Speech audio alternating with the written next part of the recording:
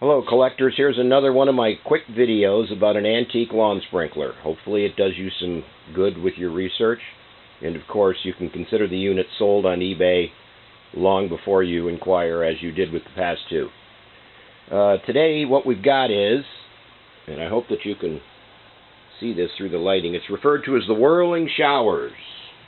And for the sake of scale, you can see that this little sprinkler is only 5.5 inches long and 5.5 inches wide.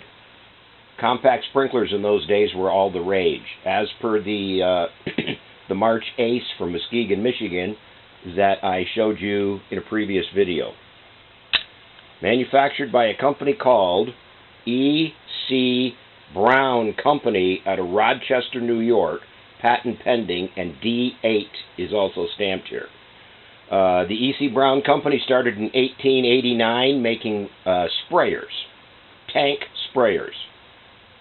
They moved very quickly up the industrial ladder in the agricultural business and created a catalog, in which case they were offering a large number of sprayers to the agricultural market.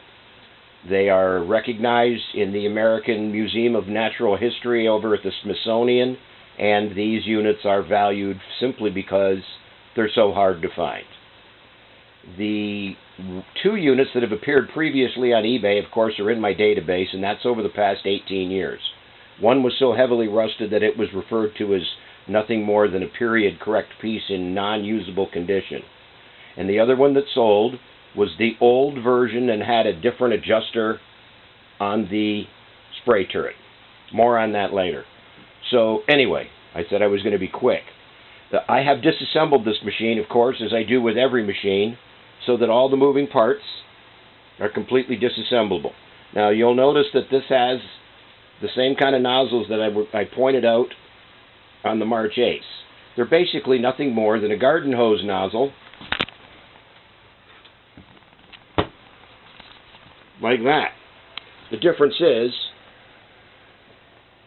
they have a lock nut so that once you set the pattern, you lock it in place and it stays that way. You can have one pattern on one side and, of course, one pattern on the other. They're independent of each other. And also, here's your lock stop ring, which is fully functional and in perfect condition. And obviously what you do with that is that locks your spray turret in place. And if you're any kind of a gardener, you will know that there are times when you don't want to scatter a 30 or a 40-foot circle of water. You may want to just set this and close one nozzle off and have the other one dribbling on a plant that's gotten a little underwatered from drought. So the versatility of these machines is it's far beyond what I could have imagined anybody would create back in 1899.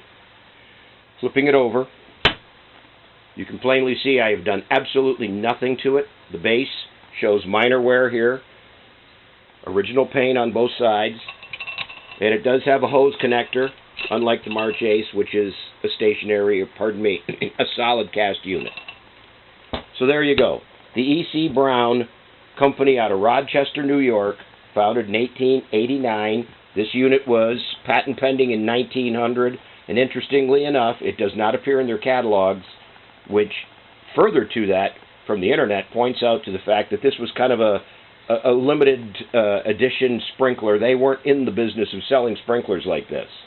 They were in the business of selling these rather large agricultural sprayers. So, without deviating from my assumptions, it isn't hard for me to imagine that these were limited production sprinklers created to be given away to the good customers. And I've heard that story I don't know how many times, so there's no reason for me not to suggest that this was not mass-produced, that it was offered in small quantities. E.C. Brown Whirling Showers from 1900. Good luck!